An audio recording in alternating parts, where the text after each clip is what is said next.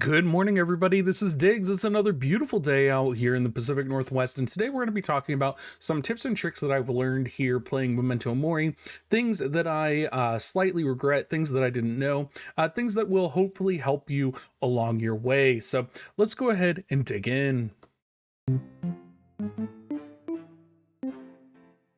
So one of the first things that I didn't realize was that there is actually an elemental system in the game. You do have to dig around a little bit to find it, but you are going to find that blue is good against red, red is good against emerald, emerald is good against yellow, yellow is good against blue, and then of course light and dark are good against each other. This is something I think a lot of people may not realize, or in the game it's not really explained. The advantage is going to be 25%, so you are going to deal enhanced damage against that type of element. I could not find if there is a resistance aspect to this. So for example, if you're fire attacking water, do they take 25% less damage? I'm assuming that's the case, but the only thing I could find was that it was going to be more damage if you are taking advantage here. So when you are looking and getting stuck on these missions that are really difficult, make sure that you have a DPS that has the advantage, and make sure that your units are not necessarily the weakened element. Now, another thing I want to talk about is the awakening feature and the level link feature, because I think there is a little bit of misunderstanding around what units to be leveling for this, and there is a way to fix this, right? So for example, when you're looking at your actual units right here, and this is a great example here, you'll notice that I have, of course, my actual leveled units are going to be all in purple here, and that's because they are higher level, and they do have a higher level cap, right? So you're going to want to invest your resources into them because their level cap's going to be higher, and they're going to be able to increase your level link accordingly, right?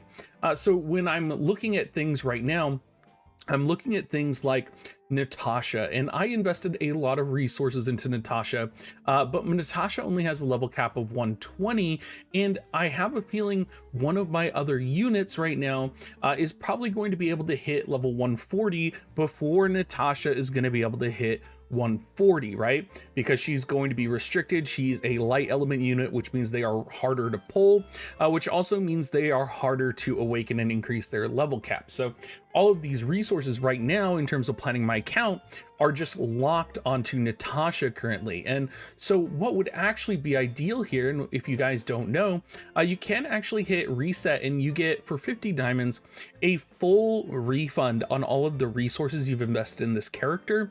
So in the near future, I will do a full refund on Natasha whenever I get a character that does unlock a higher level link range, and I will level that character up, and I will just put Natasha into my level link. And I think that is something a lot of people may not necessarily realize, is that you do want to make sure to plan and invest your resources accordingly into the proper unit.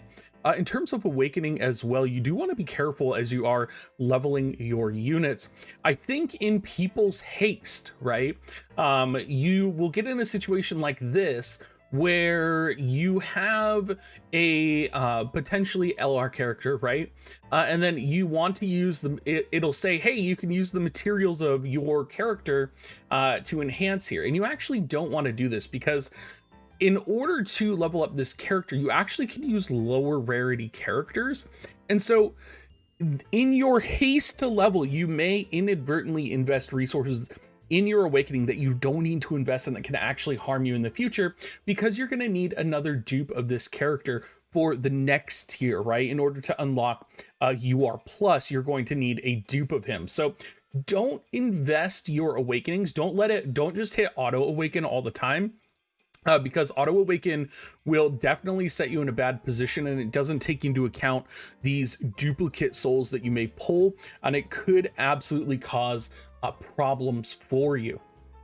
Now, when we are looking at the roster as well, you'll notice I have all of these characters that are like begging for equipment, and this red dot is going to drive you crazy.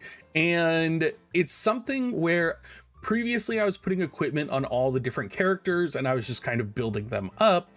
But then I really tried to just focus on 5 characters. And the reason I did that is because I did want to get light and dark gear on all of my characters, because you do get some really good stat advantages. And in order to get this light and dark gear relatively consistently, you take your leftover gear here, you do smelt all, you click all over here, and you can see that, dark gear is available right here. I'm going to smelt, and I got 2 pieces of dark gear here. And the goal right now, and the goal that I'm currently working on with my characters, is to put all of my dark gear on. So for example, right now, she may be better off with this Ring of Worship. And you can see currently the stats say no. Currently it says no, she's not going to be better off, right?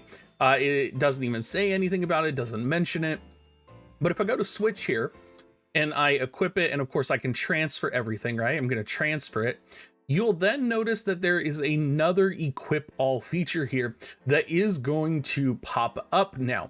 So I'm going to do that, and you'll notice it's going to transfer the stats of the dark onto the Ring of Worship. This is one way to do it. You could also go here, you could go to augment, and you could have auto selected, for example, to increase the dark level, which would either, counterintuitively either raise the physical defense or otherwise. But my goal right now is actually to get 1 holy level and 1 dark level on every single character. And if you do that, you unlock the weapon that kind of looks like this bluish galaxy. And just getting the base level of each does actually give you a 1.5% bonus to attack on weapons. It changes depending on what the weapon is. So like the ring gives accuracy, the gloves gives 1.5% crit damage boost. So all of these boosts are just easy passive buffs that you can apply to your characters, and they scale up. So right now, for example, on my weapon here, it's going to take a lot more pieces of dark gear to level up to dark level 15, for example, or to holy level 3. You'll see it says 2 here, or 5. That's kind of the point system that they do have. So it is important to kind of spread these out in a way if you are wanting to maximize your stats across your characters, because for example, I could have one character with a weapon that is like plus 20, or I could have 5 characters with armor and weapons that are like plus 4 to 5, which would be significantly more battle power for your composition. So you definitely, when I was looking at gear and thinking about runes and planning things out here, you definitely want to kind of manually start doing this and look at the best way to optimize your character's gear. Once you get both the dark and the light version, it doesn't really matter because you can just equip all on each character. But I would definitely do that. And I would only focus on 5 characters. Although, for example, right now I have book, sword, book, and then I also have sword as well. You'll notice I don't have any characters with guns currently. So I would advise, and I'm planning on building 1 character with a gun, just so that I can make sure that I can cover all of the angles for my characters and make sure that we have all of the kind of situations and battles ready in mind. Now, I do change out my characters quite regularly, and this is another thing I've encountered, especially as I'm hitting these walls as I do progress.